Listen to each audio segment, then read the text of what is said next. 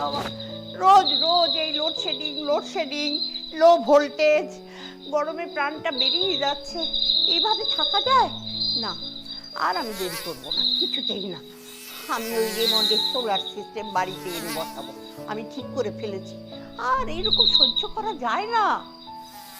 আপনারা ভাবছেন তো যে আমি কি বলছি?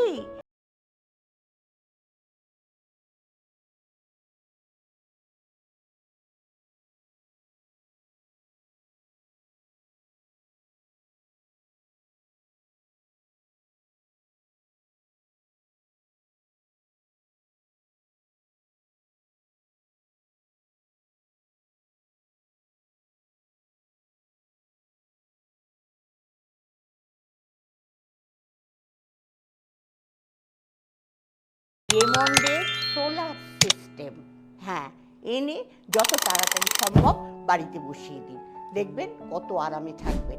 তখন কিন্তু আমার কথা এই যে আমি বললাম মনে পড়বে, বুঝেছেন?